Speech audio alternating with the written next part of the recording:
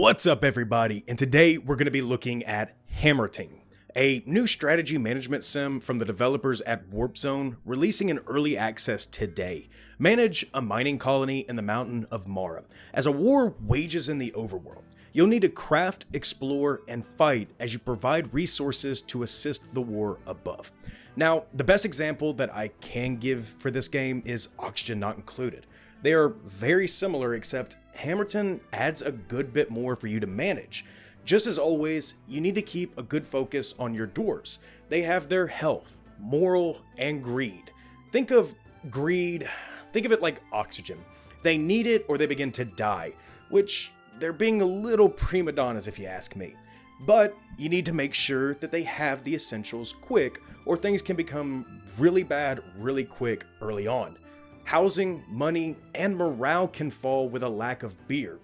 There are also traits with each dwarf, like afraid of the dark, anger issues, but they can also clash with each other due to their beliefs, or that's what's being implied that can happen. I haven't made it that far into the game till everyone is dead, but each one is unique, not in the empty way of saying it, but truly unique in stats, ancestry, traits, abilities, equipment, and more, as they're really shaped by the events in the game.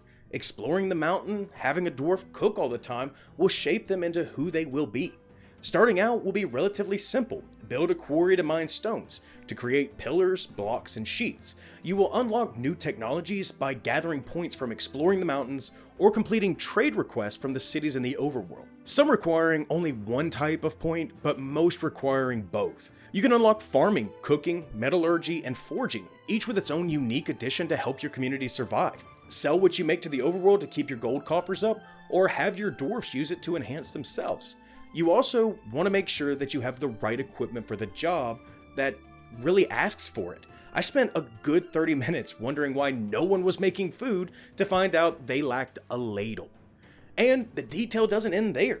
When it comes to forging weapons, hammers, and pickaxes, you have to build the head of the item, then the handle, all having different attributes with different handles, heavier light heads, and even the material you forge with them.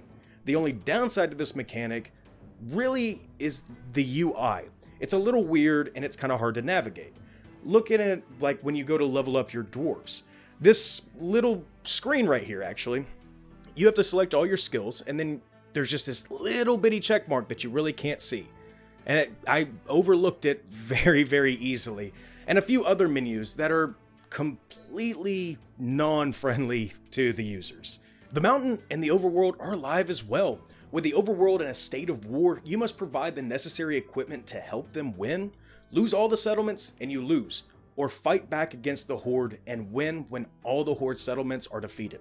You also have normal trade contracts to trade items for necessary equipment that you will need to build and survive, like food and wood. The mountain, as you explore, will provide secrets itself, goblin villages, rat holes, ancient dwarven temples, and forges. And more to explore as you dig deeper into the mountain. Only in the deepest depths will you find the rarest materials, magma, and the most dangerous environments. I wouldn't be surprised if there's a dragon down there. Now, let's touch on graphics and sound design. Graphically, this is a beautiful game. Wonderful modeling and structures can be built and found, and this game is also encouraging modding, with SDK bundled with the game, and you're not limited to just data assets. You can also script and write all new systems in native C++. Sound design, on the other side, is lacking. Most sound effects are not bad, but it's the music that gets me. It's repetitive, and will get stuck in your head, but not in a good way. Hopefully there will be more background music added later down the road, but for the time being, I would recommend Spotify while playing. Nothing's like watching dwarfs forge metal to Cardi B's WAP. There is also a roadmap listed on their Steam page, including fluid systems, automation, decor, fishing and farming, and many more. But there's so much more in this game that I really could go into, but I think I'm gonna leave it there. It's a very ambitious game, and so far, it's looking great, and I'm having a blast. So if you like Oxygen Not Included, you'll want to pick this game up. I have a link for the Steam page down in the description, as well as our Discord if you guys want to join. Don't forget to leave a like, guys. It lets us know if we're doing something right. and subscribe if you're new. I'm looking at all these games for you guys. I torture myself with a lot of games that I don't do reviews on because I can't make that many videos, honestly, in 1 week. But, like always, guys, I'll see you in the next video, and have fun.